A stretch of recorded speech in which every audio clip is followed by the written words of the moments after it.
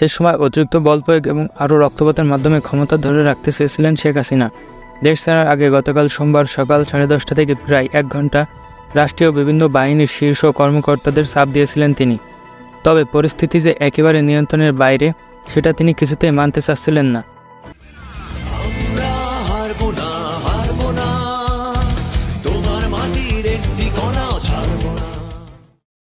পরে পরিবারের সদস্যরা সহ বোঝানোর পর পদত্যাগে রাজি হন।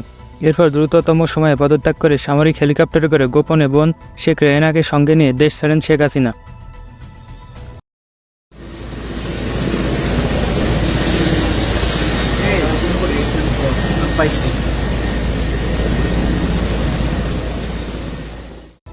সংশ্লিষ্ট একাধিক সূত্রের কাছ থেকে শেখ হাসিনার ক্ষমতা ছাড়ার শেষ 4 ঘন্টার একটি বিবরণ পাওয়া গেছে।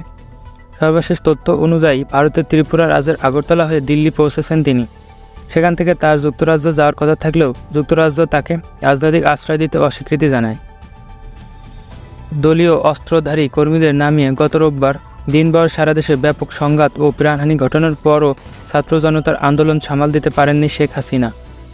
যদিও পরিস্থিতি উপলব্ধি করতে পেরে রোববার রাতে শেখ হাসিনাকে তার একজন উপদেষ্টা সহ কয়েকজন নেতা বোঝানোর চেষ্টা করেন। তারা সেনাবাহিনীর কাছে ক্ষমতা হস্তান্তরের পরামর্শ দেন বলে জানা গেছে।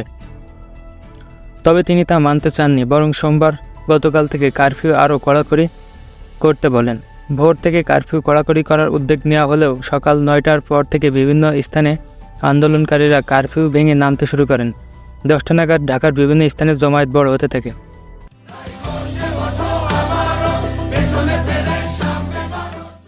তিন বাহিনীর প্রধান ও পুলিশের মহাপরিদর্শক আইজিপি প্রধানমন্ত্রীর বাসভবন গণভবনে ডাকা হয়। নিরাপত্তা বাহিনী কেন পরিস্থিতি সামাল দিতে পারছে না সেটার জন্য ক্ষোভ প্রকাশ করেন। আন্দোলনকারীরা আইন শৃঙ্খলা রক্ষাকারী বাহিনীর সাজোয়া জানে উঠে লাল রং দিয়ে দিচ্ছেন।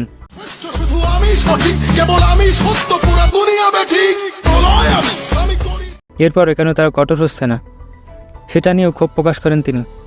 এছাড়া বিশ্বাস করে এই কর্মকর্তাদের শীর্ষ পদে বসিয়েছেন সেটাও তিনি উল্লেখ করেন। এক পর্যায়ে শেখ হাসিনা আইজিপিকে দেখিয়ে বলেন, তারা পুলিশ তো ভালোই করছে। তখন আইজিপি জানান, পরিস্থিতি যে পর্যায়ে গেছে তাতে পুলিশের পক্ষে আর বেশি সময় এরকম কঠোর অবস্থান ধরে রাখা সম্ভব নয়। ওই সময় শীর্ষ কর্মকর্তাদের পক্ষ থেকে বোঝানোর চেষ্টা করা হয় বল প্রয়োগ করে এই পরিস্থিতি সামাল দেওয়া যাবে না, কিন্তু শেখ হাসিনা সেটা মানতে চাচ্ছিলেন না। তখন কর্মকর্তারা শেখ রেহেনার সঙ্গে আরেক কক্ষে আলোচনা করেন। তাকে পরিস্থিতি জানিয়ে শেখ হাসিনাকে বোঝাতে অনুরোধ করেন। শেখ রেহেনা এরপর বড় বোন শেখ হাসিনার সঙ্গে আলোচনা করেন, কিন্তু তিনি ক্ষমতা ধরে রাখতে অনড় থাকেন।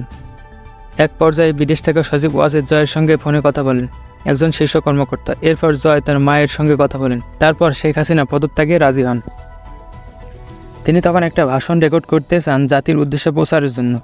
ততক্ষণে গোয়েন্দা তথ্য আসে যে বিপুল সংখ্যক ছাত্র জনতা শাহবাগ ও উত্তরা থেকে গণভবন অভিমুখে রওনা হয়েছে। দূরত্ব বিবেচনায় 45 মিনিটের মধ্যে শাহবাগ থেকে গণভবনে আন্দোলনকারীরা চলে আসতে পারে বলে অনুমান করা হয়।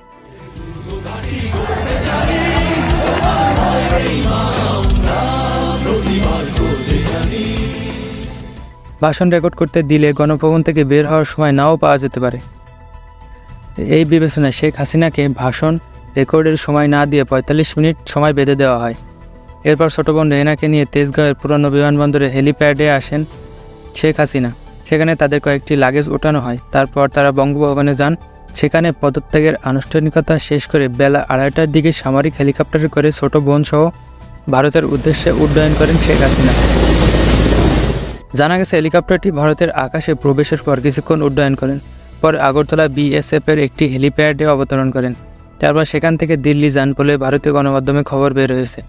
ইন্ডিয়া টুডের এক খবরে বলা হয়, শেখ হাসিনা নয়াদিল্লির কাছে গাজিয়াবাদে উত্তরপ্রদেশ ভারতীয় সেনাবাহিনীর হিন্দন বিমান ঘাঁটিতে দেশটির স্থানীয় সময় 5:36 মিনিটে অবতরণ করেন।